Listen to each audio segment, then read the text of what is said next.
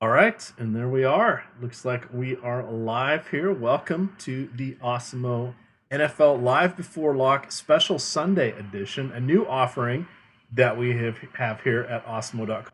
We do not want to let you guys be without us for more than a couple hours. Okay? And here we are. It is your old pal Emac, joined by our other Eric in the fold. It is Eric. I'm going to let you say your last name because I can't remember the trick you told me from last week. Oh, that's right, buddy. It's Eric Voivodich. That's the name. You got it. Voivodich. There we There you go. I'm marking the timestamp. I better have this ready the next time we are on the show together. Yep. Looking forward to tonight's game. I'm sure you are equally as excited. Should be a good one for us. Yeah, this one will be it'll be interesting. So we've got we'll set the stage here. We'll let some people wander on in. I'm going to drop the other link. Whoops, there we go. Now I've got myself on multiple speakers. A no-no if that's what you're trying to do here. But we've got, let's see. Take a step back. God, what a horrible day of NFL DFS today. The stuff we thought was going to happen didn't. A reminder once again that the variance does run high in the NFL. I'm having a craptastic day, but I don't think I'm alone. Afternoon slate not appearing to be what we had hoped for, and Eric is over there worrying about the Chicago Bears. I am no longer wearing EMAC. Bears just hit a game winner. Hope nobody was recording it and wanting to watch it later. Kicking woes are hopefully taken care of. Big win for the Bears. I thought they got snatched away from them. So yeah, I'm feeling good. Excited for tonight, and the afternoon slate for my end was awesome. So I had the old Seattle Seahawks got the win for me on the road. That was very nice. I am happy to say that occurred, and they are now 2-0 by hook or by crook. But we've got tonight's slate, so we'll kind of set the stage here. As a reminder, we are presented by Fantasydraft. They do not have single game contests, but what they do have is an entire site of rake free contests. All you got to do is sign up. Everybody can play $100 a month. That's it. That's called the beginner package, the amateur package, the everybody gets a shot at it. But if you use the promo code AWESOMO, when you click that little 1 week package, you can play up to $1,000 rake free. Now, here's the other part that I'm going to talk you all through. If you go to deposit, they're going to charge you 3%. Oh no, none of the other sites ever charge me 3%. This is horrible. I'm never going to play there. Except those other sites charge you 14.9% in darn near every contest. So let me think about that for a second. 3% one time or 14% every time I play. Yeah, okay, the 3% is better. So check them out. They'll be fun. It'll be a good time. Eric, take us through the slate. The one game, the single game action. Here we are. yeah. So excited for tonight's game. Atlanta Falcons hosting Philadelphia Eagles. Projections, it's going to be a close game, 1 point spread. Could be a high scoring game. We will see. Definitely exciting for the action. Can Matt Ryan bounce back and the Falcons bounce back after getting things handed to them last week against Minnesota? And then Philly, can they make it two in a row? Started sluggish last week, picked it up, and looking to keep it rolling on the road. So excited for tonight. And what's your feeling? Who do you think? Who do you like for tonight, EMAC? What's your gut telling you? So, it's funny. Oftentimes, I don't really worry about who's going to win or not unless it's one of my few favorite teams or if I'm doing the Eliminator Challenge or Suicide Pools. Of course, I joined many people with the Carolina Panthers. So I'm down to two of my three entries. But in this one, I kind of think it's going to be Philadelphia. I think it's going to be nip and tuck, but I do believe their defense slightly better, and they have the offense that, while not quite as good as Atlanta at home, can definitely keep pace. Now, the interesting thing about both these offenses, and for the single game slate, we don't know where the ball's going to go. That makes it tough. So on every play, the quarterback's going to touch it. That part we know. What happens after that? Well, that's what we've got to decipher here and read the tea leaves.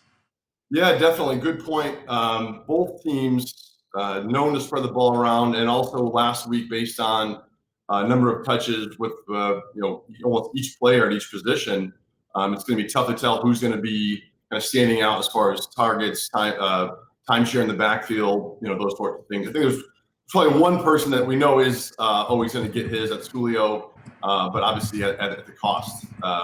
So we'll see where it goes. The game of play and how it works out, I think, will make a big impact on it. I don't know. Do you have a winner that you like? Is it going to be Philadelphia?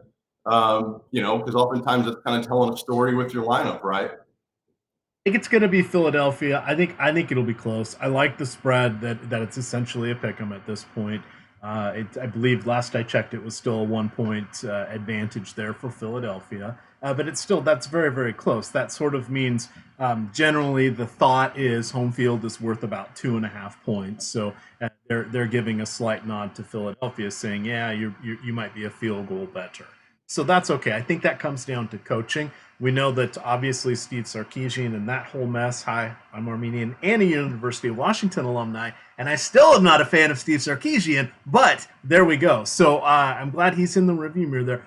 Dirk Cutter, I don't know, kind of more of the same. He's at least a little bit more established, but we'll have to see what happens there. Matty Ice, lest people forget the 2016 NFL MVP. I had forgotten that. I vaguely remembered he won an MVP somewhere. I had to go look up what year it was. Yeah, 2016, while it's only a few years ago, it really seems like it's been a while since Matt Ryan's been consistently performing at a high level. But it wasn't. So, they can always kind of have those games where they show up and they show what they can be and what they kind of were a few years ago. Is that going to be tonight? I don't know. Personally, I like the Eagles on the road tonight. We shall see, though. It's going to be a good matchup. I think it's going to be a high-scoring game. Excited to see where it goes. On that note, looking at key injuries, I don't think there's any injuries to be aware of, anything to be concerned of. Nate Sudfeld and Brian Hill, as expected, I believe. Anything else that's come up recently that you're aware of? No, those were just the two offensive inactives, and Sudfeld's not going to play unless something happens to one of the other quarterbacks. And then Brian Hill, he had moments in the preseason, especially after week 1, when everybody said, "Oh, Ito Smith's not going. He looks horrible. Why do they even have him?" Guess what? Ito Smith, half the snaps last week and approximately half of the production, along with half of the opportunity. Gosh, how things change. Yeah, in one of my year-long leagues, I took Devontae Freeman. It didn't work out so well for me last week, and I'm not too excited to see how the timeshare split goes this week based on last week's numbers. So should be interesting to see. I benched him, for the record. I was not that confident. I had better options, so I benched him and went a different direction. On the Philadelphia side, though, I mean, what are your thoughts to their running back by committee? They brought in Jordan Howard in the offseason. Obviously have the veteran Darren Sproles, who has been there forever. Not there forever, has been playing forever. Seems like he's been Philly the whole time, but I know changed teams. Miles Sanders, the rookie, had the most touches last week. So based on game flow, who knows, right? But what are your thoughts, kind of looking at that position for the Eagles this week? Sure, and I'm dropping this link in the chat to my article here. It's a free article. We run these for each of the primetime games, the Monday, Sunday, and Thursday games. This one has a little chart here, so I'm going to talk through it for those of you that are doing multi-screens and just don't have much or have got a lot of things going on. So here's kind of how the Philadelphia backfield broke down. You had Miles Sanders they had 75 total team snaps on offense. 36, or approximately half, were Miles Sanders on the field. 23, or 30%, so a third, were Darren Sproles. Just a quarter of them were Jordan Howard. And then Corey Clement, 4 snaps. He's kind of an afterthought. May return kicks. He occasionally gets in there kind of as the H-back or change of pace guy. But now that they have Miles Sanders, they don't really need to go to him. So I didn't even put him, in my player pool for tonight's games. But the thing that was interesting is when we go to red zone looks, Sanders, Sproles, and Howard each had 2. When we go to passing targets, Sanders had 2, Sproles had 3, Howard had 3. So Sproles and Howard actually had more, proportionally, and they were on the field less. So that was interesting. But we're talking about 7 total targets amongst the 3 running backs. So it's or 8 total targets. So it's not like we have a lot of data to work with here, and we're probably influencing that too much. But the play I like of all of them tonight is on Draftkings. I like Darren Sproles. He's very discounted. It's full point PPR, and he is a trusted member of this team. He's been around literally forever. San Diego, then New Orleans, and now he's got a few years under his belt here with Philadelphia. He's had moments in big games. That doesn't matter with regards to tonight, but he also returns punts. So any chance for him to have the ball in his hands, I like that.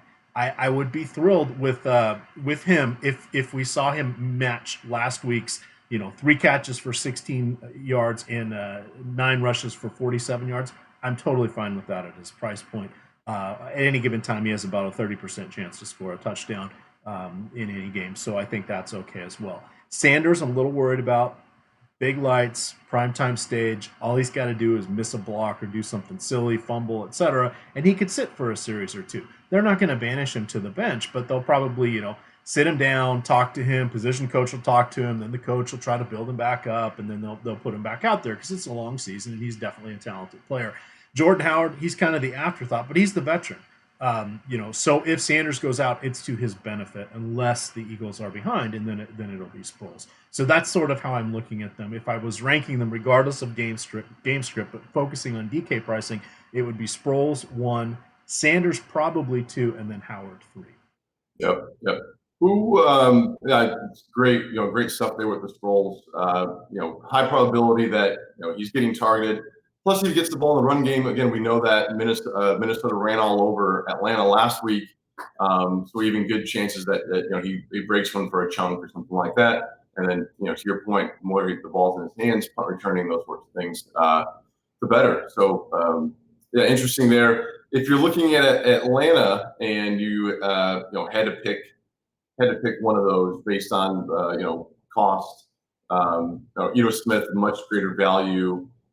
Based on split, based on history and what you're projecting for this game, who do you like from a Atlanta side of the ball as far as projection and value?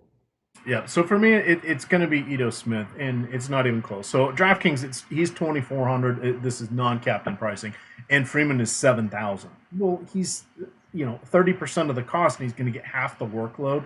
Yeah, that's too much to look. Even if he only gets a third of the workload, they sort of resort to the old Freeman-Coleman split. I'm still okay with it at that price point. On FanDuel, it becomes a little more interesting because Freeman is 11,000, and then you've got Smith over there at 8,000. So it's a $3,000 discount. It's half point PPR, so you really want the guy that's going to get the touchdown if either one does.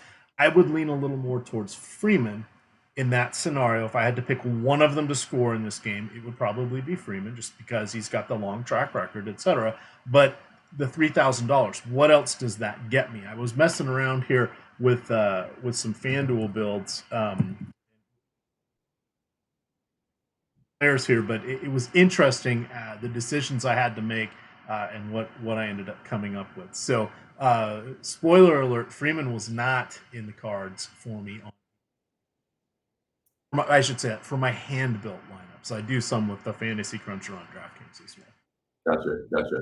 Yeah, and just a reminder to everyone watching live, first of all, thanks for watching. We'll be feel free to throw in some questions throughout the show as you're tinkering, putting your lineups together here, leading up to kickoff for tonight's game. We'll get to them if we can. So moving on from the running back position, wide receiver. We know what Atlanta has in Julio Jones. Obviously, a huge playmaker. He's struggled historically to find his way into the end zone. Seems like of no fault of his own, other than he seems to always get double teamed when Atlanta reaches the 20. They know, other opposing teams know Atlanta wants to give him the ball. So there's him, and then there's Ridley, there's Sanu. Won't go in the tight end position just yet, but we know what they have. And then, on the Philly side of it, Desean had a big week last week. Alshon, always the red zone, menace. So, what are your thoughts around wide receiver position this week? All right, I just wanted to call up the targets from Atlanta's last game because I found this appropriate. So Julio Jones had 11, which makes sense. He's the main guy. Mohamed Sanu, 6. Okay, that sounds about right. Justin Hardy surprised the hell out of me. He got 5. Calvin Ridley was 6, which is what we would expect. And then 2 went to Russell Gage. We're not really going to worry about that. Russell Gage, I swear they were trying him out as defensive back or something, or special teamer. So I don't know at what point in the game he got 2. Austin Hooper got 9 from the tight end spot. I kind of count Hooper on this team as a receiver. Doesn't do a ton of blocking per se the way Atlanta's runs their offense. I mean, he's a tight end, he's on the line, so yes, he's going to do some, but more often than not, he seems to be in pass routes, especially if they're behind with the way their defense plays. Happens to be a fair amount of time. Luke Stalker, would not play him at all on Fanduel. I think his minimum over there is like 5,000. On DK, he's like, I forget if he's 200 or 400. If he gets both quarterbacks, one of them in the captain spot, Ertz, and one of the other prime guys, then okay, you can play him. Otherwise, you're just kind of you're hoping he gets 1 catch for 10 yards is what you're hoping for, and 2 catches and 12 yards is probably his upside. But Julio, I feel comfortable with. Yeah, he never scores, is what we say. Here's the odd thing: in any given game, he does have 2 touchdown upside, even though he doesn't ever seem to score. Based on his yardage, as well as his targets, his air yards, and his receptions, he should be scoring about 50% more touchdowns than he actually does. Some of that random, some of it, just, I guess, it just is the way it goes. On the other side, you have Calvin Ridley. So here's a guy who scored double the touchdowns he should have last year. The regression monster is coming at some point. Will it happen today? I don't know, but I feel like he's a little bit more of an upside guy. Mohamed Sanu. Here's your question. I know you know the answer because you read my article, but before you read my article, did you know how many 100-yard games he had in his career? You know what? I didn't, and I saw that in the article, and I don't want to say I was shocked, but I was definitely surprised. Yeah, 3. 1, 2, 3. Now that doesn't count playoffs, and he had a decent run in the playoff. He's had a couple decent runs in the playoff, but everything's more consolidated at that point. But 3, and only one of them's come since he's been over here with Atlanta. Now he is one of the guys. I think he has 3 career touchdown passes. That he was a part-time or was the backup quarterback in college or something along those lines. So gosh, that threat exists. Barely, but hey, this is the Philly special. It's a Monday night game. Maybe they want to show them what the Atlanta special is. Who knows? But from more of a safety standpoint, I like Sanu. Justin Hardy's the wild card. I didn't know how to project him. We have him projected at a mediocre level.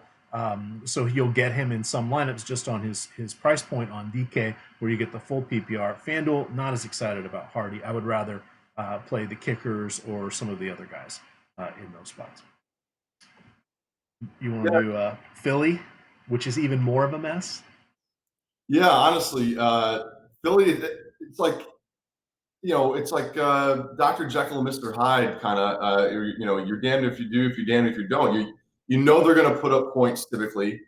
They have some big players, so you're attracted to them. But every week, and year in, year out, it seems like they spread the ball around. And Carson Wentz loves to spread the ball around. So really tough to gauge. What are your, where's your heart and your mind telling you there? Yeah, so with Atlanta, with Philadelphia, I want it to be Desean Jackson.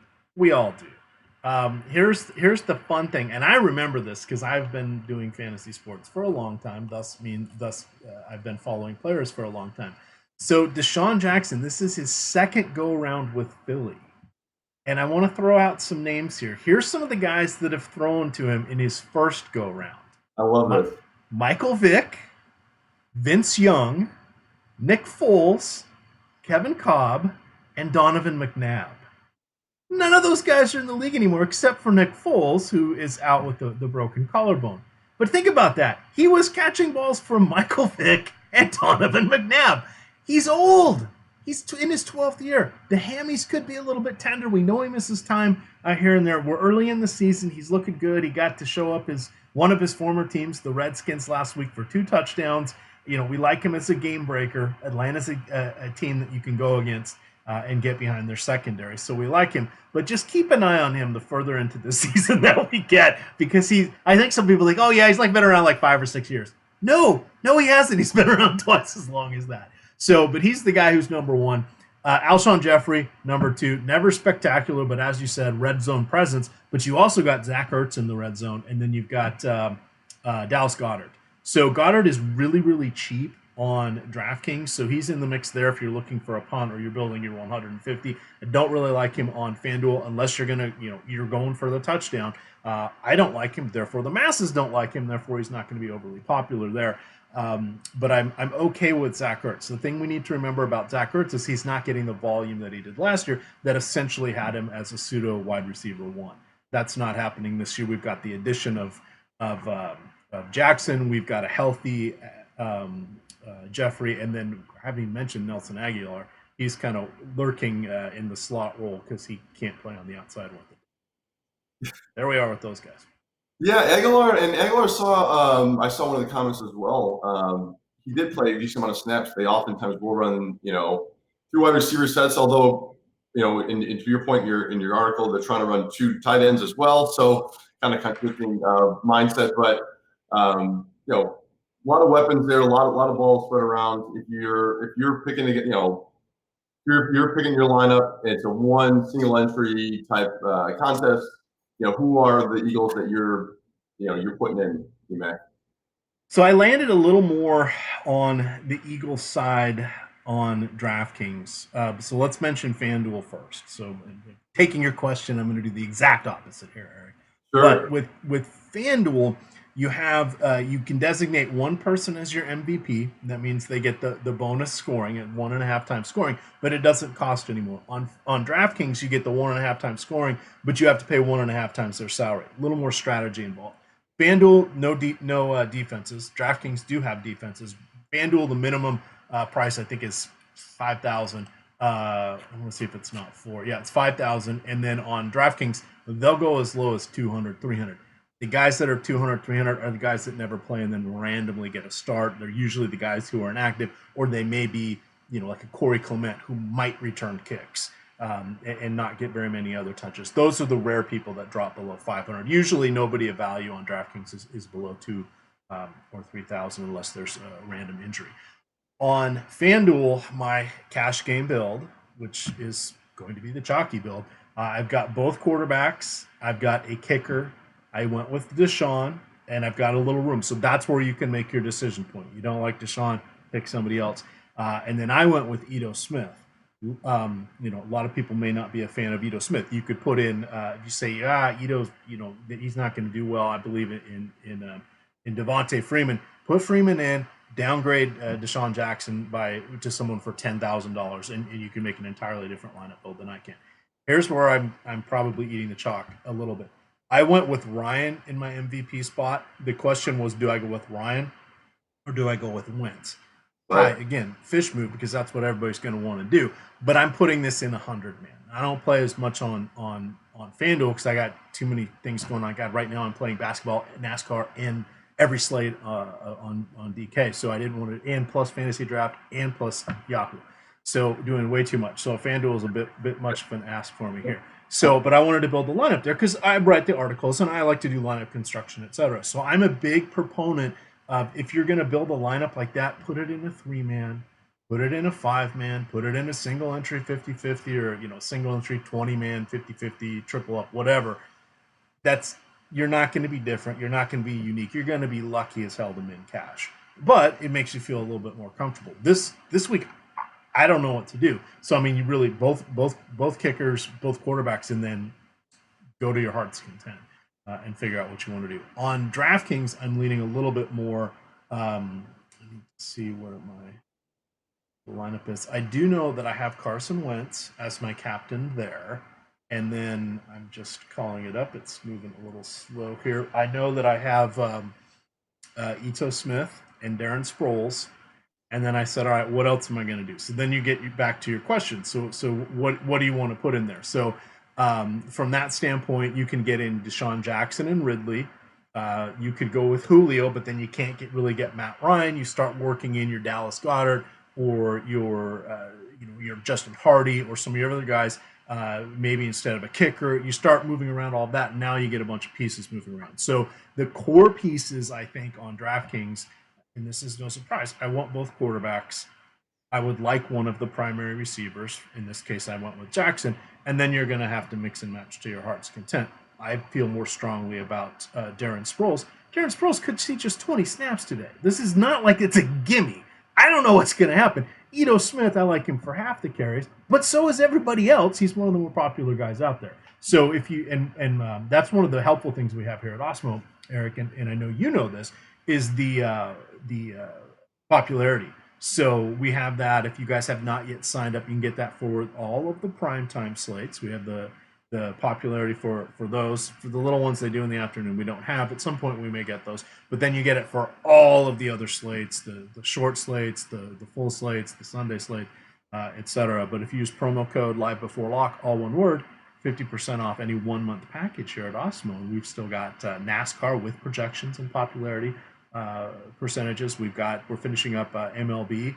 We've got NBA on the horizon. You've got on October 3rd, you're going to have NHL regular season, NHL preseason starting up here in a week or so. So we got all sorts of stuff coming down the pike that you want to check out.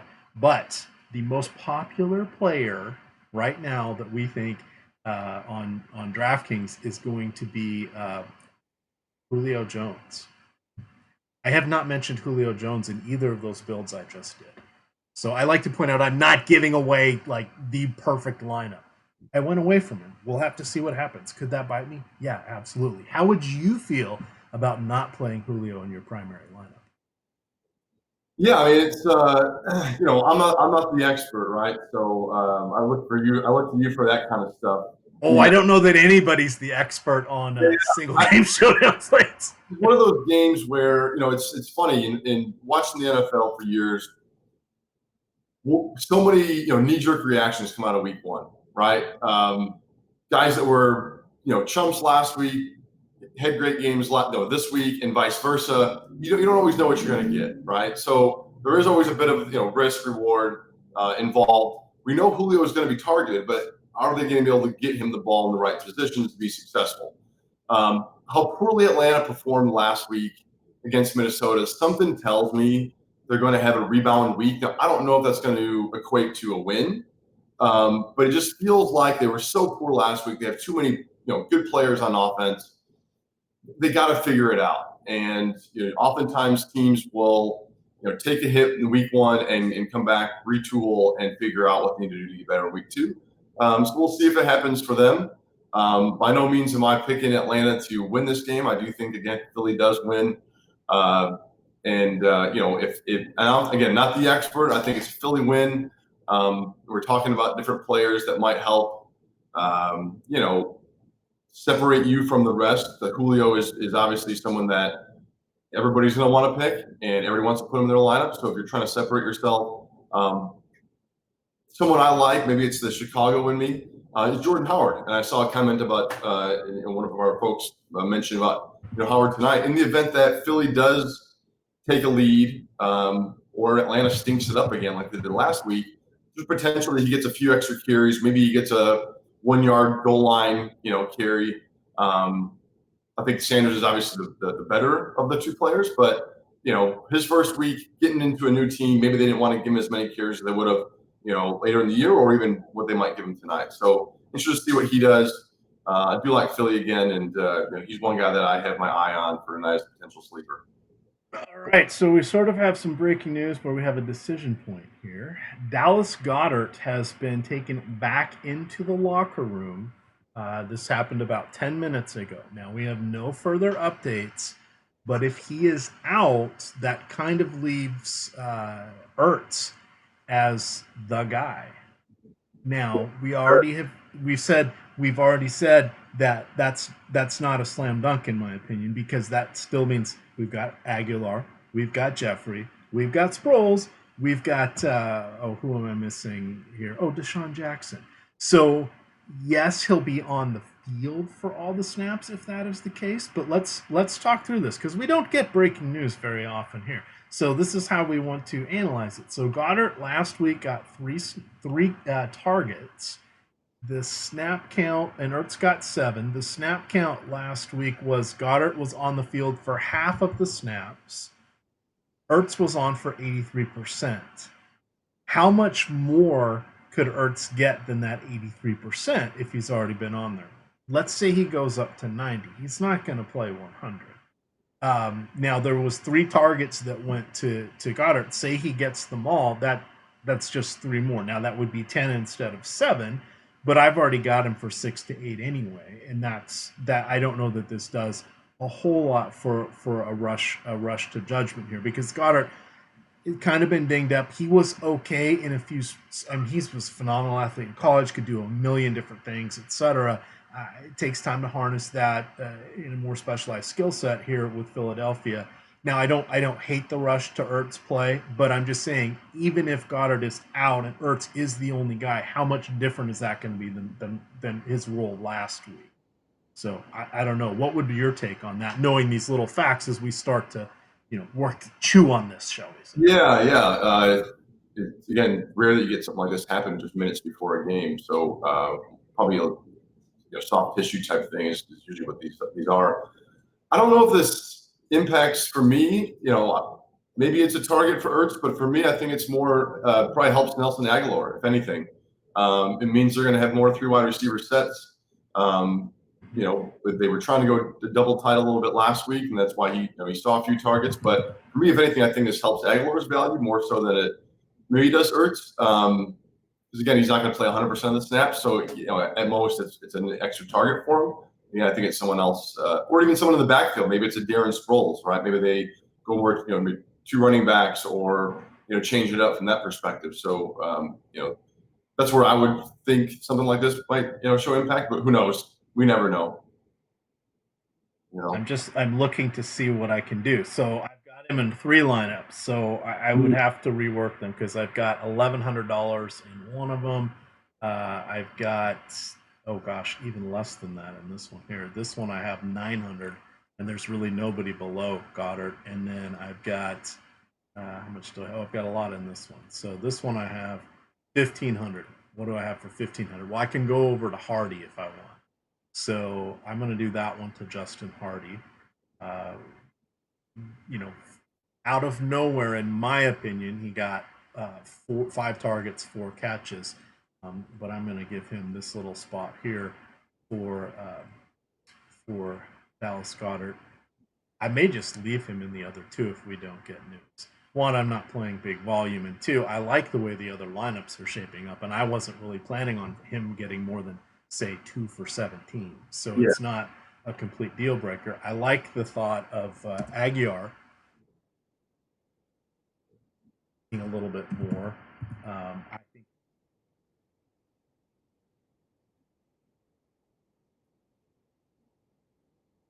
I already have.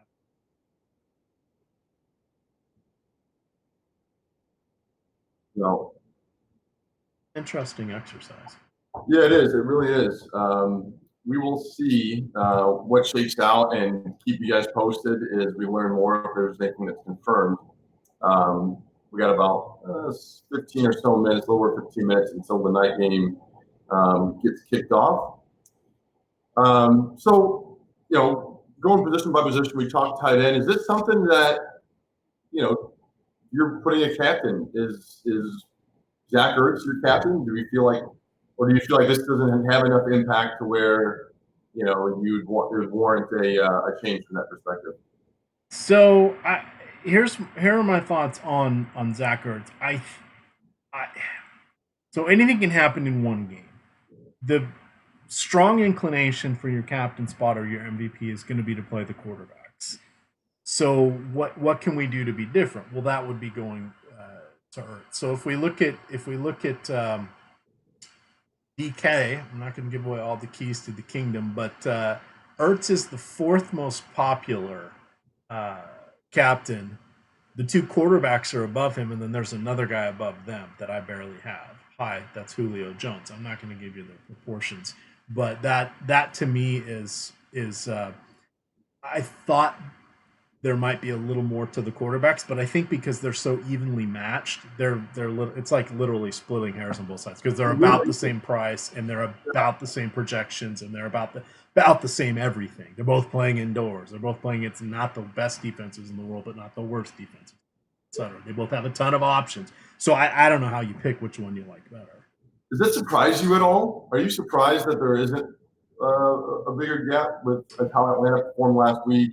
You know, people seem to love Carson Wentz, love the Eagles. Again, have a lot of options. Are you not surprised with a bigger gap? If this was in Philly, there'd be a gap. I think part of it is like, okay, well, yeah, we want to play Wentz, but he's on the road. We know that Matty Ice is better in the dome. I hint, all quarterbacks are better in the dome. It's controlled atmosphere. They don't have to worry about wind, crappy turf, all that other fun stuff. So I think people are. I think if this was reversed, there would be like a 5% gap between them instead of damn near a hair splitting one. So Yeah. Yeah, I think it goes to show what the projections are as far as the game flow. It should be a close game and 1 point spread. I think still leading up to it. So people think it'll be close. Who knows? So you're talking about differentiating yourself. You mentioned Ertz. Oftentimes people will want to take a QB in that captain's position. If you're creating a lineup and you want to differentiate yourself with that captain's position. Yeah, sorry, I didn't finish that thought. I think that's one. It's a very good call out there by you. I think Ertz is a good one. He is about the fifth most popular on both sites. The percentage is very dramatically. That could be your unique spot. Now we just said, well, what is he going to do? Well, maybe he gets 11 catches or 11 targets. Maybe he catches 7 of them for 70 yards. Maybe he catches 7 of them for 70 yards and 2 touchdowns. That's your game breaker right there. Is what happens with him getting into the end. I'm just trying to let me see and do some math here. If we most sites, because I did kind of a combination of, or I aggregated some projections here. So most sites on are basically saying 7 catches, 70 yards is about where his numbers are coming out. You can argue 6 for 90, 9 for 60, whatever, but they're getting to about 15 DK points. So it's all about where's the touchdown. Now I'm doing that without a touchdown. You could say 6 for 70 and the touchdown, or get there. But that's what it's going to come down to. I would say he has a 40% chance of catching a touchdown. Is there anyone for Atlanta that you're playing in the captain spot besides? I know you're not obviously huge on Julio already, but there is that chance that he has one of those freak out games, 200+ yards and multiple scores.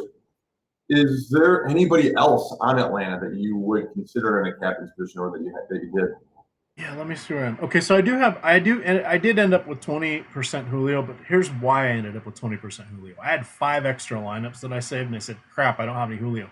These lineups are not as as high of entry fees as my other ones. So I just said, Julio. So if I went dollar based on the dollar, I'm Wentz is number 1. Desean Jackson is number 2 for me. Ertz is 3. Julio is 4 and Ryan is 5, but that's because I put my thumb on the scale for Julio. The other reason my Ryan's a little lower, he's on 70% of my lineups where he's not the captain. So he's on 81% of my total lineups.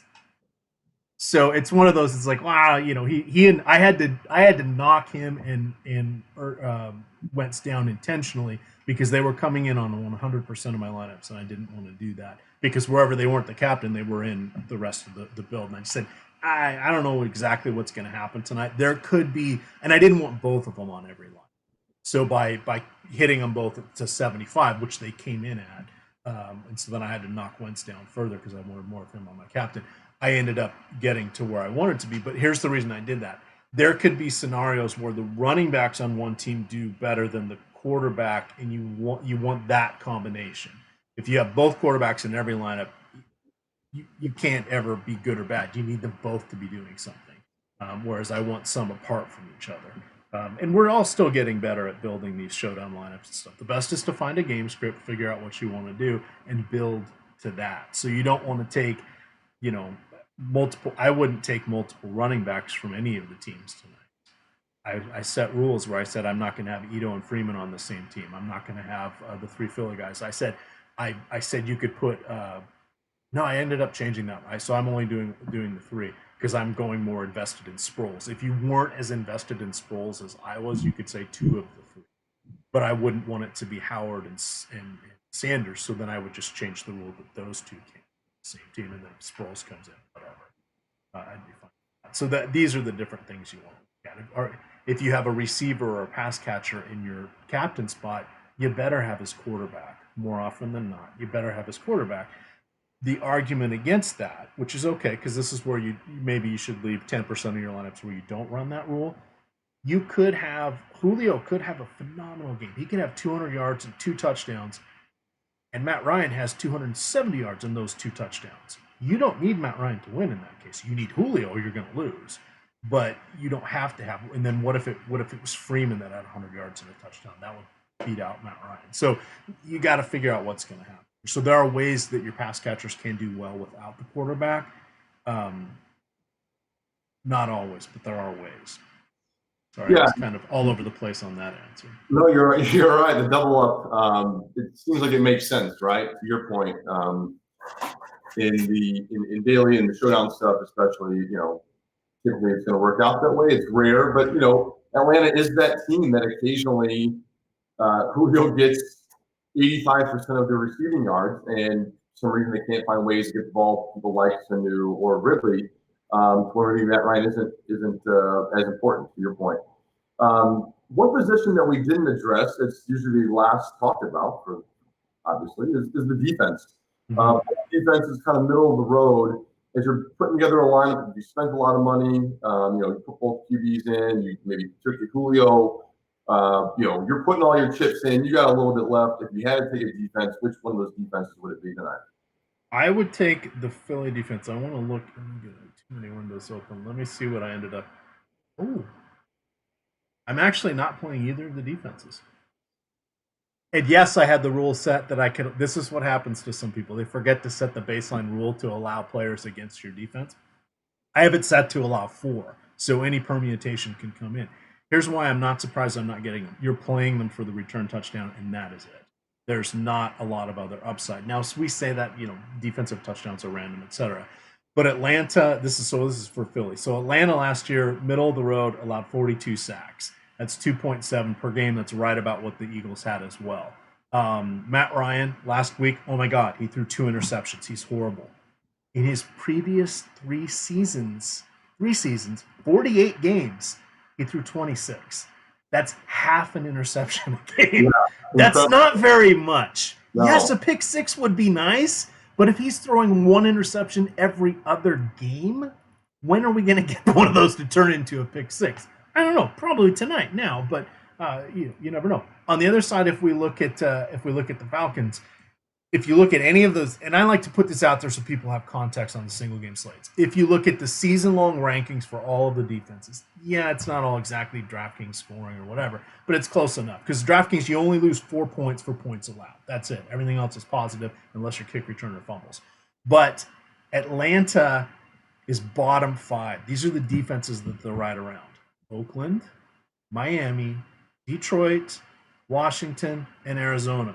Would you want to play any of those? No. Then why do you want to play Atlanta? So the numbers here were Atlanta last year had 37 sacks. That was 21st. And they had, I said they had 10 takeaways. I think I might have mistyped that one. I thought they had a few more than that. But it was barely 1 per game. I think I meant to say they were bottom against takeaways. So point being, they're averaging 2.9 sacks and turnovers combined per game.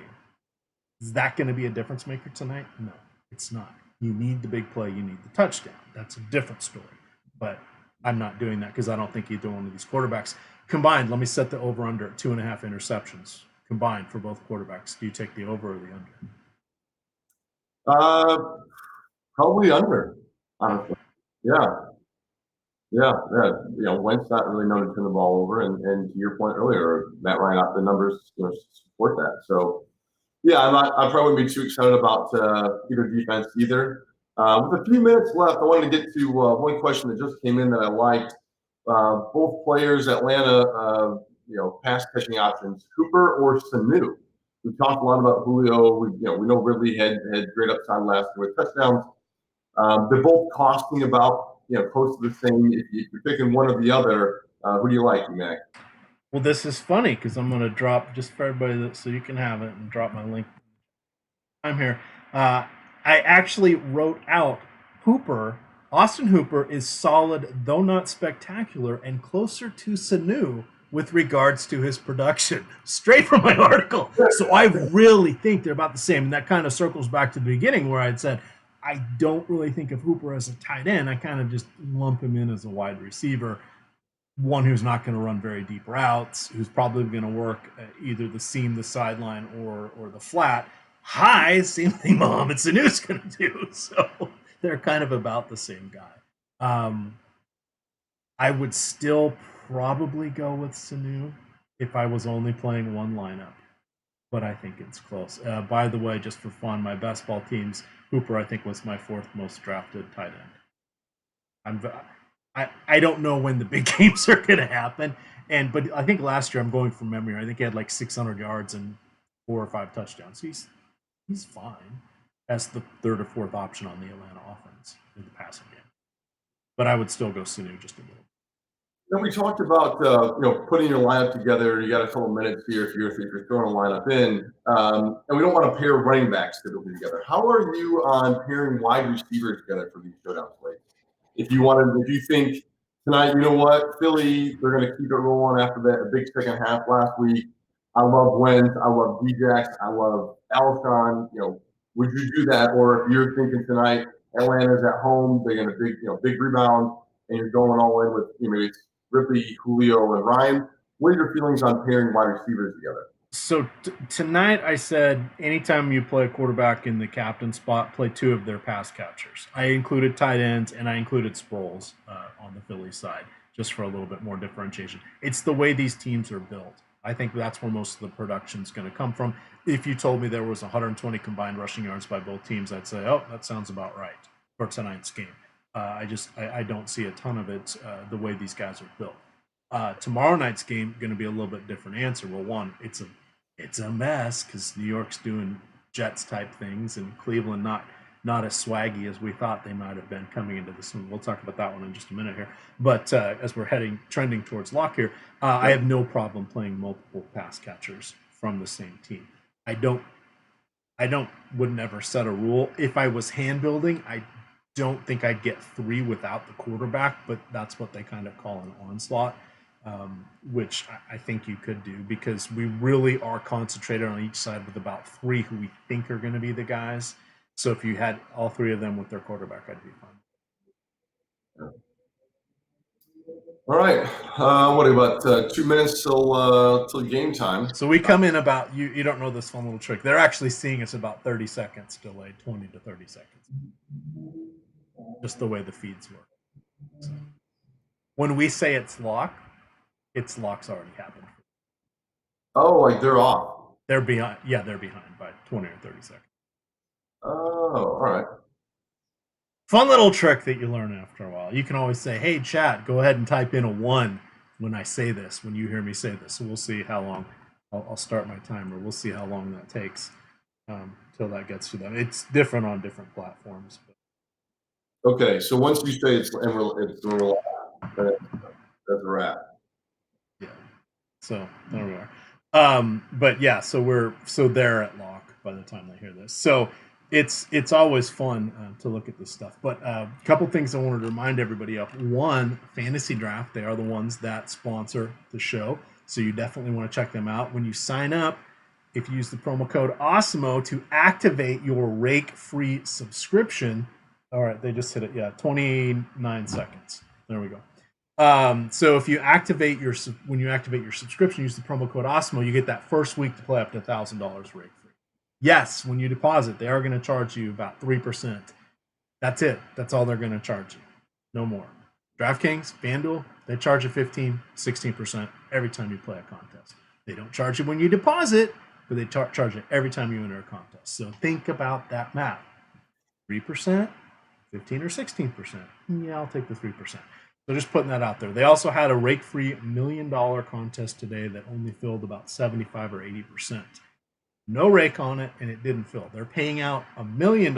They brought in 700 and whatever thousand. Pretty good deal for us. It's implied value. You still have to monetize it. But the second that contest went live, you were making money until the points came through. So I wanted to call that out. And then the last thing, we have a show tomorrow. It's going to be 7:30. It'll be live before lock. It will be, I believe it's going to be me and Nolan Kelly. We're going to be breaking down the, I don't know, borrow a phrase. You ever seen the movie? What's with Shane Falco? What movie is that? The Replacements. Replacements. Favorite line in the whole movie. I've seen monkey shit fights at the zoo that were more organized than this. That is the Jets. Quarterbacks out with mono. They've already ruled out their two key defensive players are going to be inactive. Inun was out with a neck injury for the year. Demaryius Thomas, who they acquired last week, may or may not play. He has not been practicing this week, and they're going to be starting Trevor Siemian. Woohoo! Good times. Good times. And then you've got the Browns, who are going to take the world by storm this season. Lost by 30 at home to Tennessee. I didn't know Tennessee was capable of scoring 30, let alone beating a team by 30. 43-13. So we got a fun one to unpack there, Eric. Yeah, really interested to see where tomorrow night's game goes. Everybody wants to think Cleveland's going to rebound, but it just seems like they can never get out of their own way. Penalties hurt them last week. That always cripples you. But we'll see. It'll be exciting. The Jets, yeah, they're a cluster right now. Sad to see, Darnold with mono. Like, what a freak accident, or freak thing that happened. And so who knows? They have some playmakers. Le'Veon probably get fed quite a bit tomorrow night. Excited for that one as well. All right. Well, with that, gamers, we are going to get on out of here, but I'll be dropping a little later tonight the free article for tomorrow night's single game showdown slate. We've got a full slate of baseball tomorrow. It's a 7:40 lock for the main slate, so definitely keep an eye on that one. With that, gamers, good luck. Good night.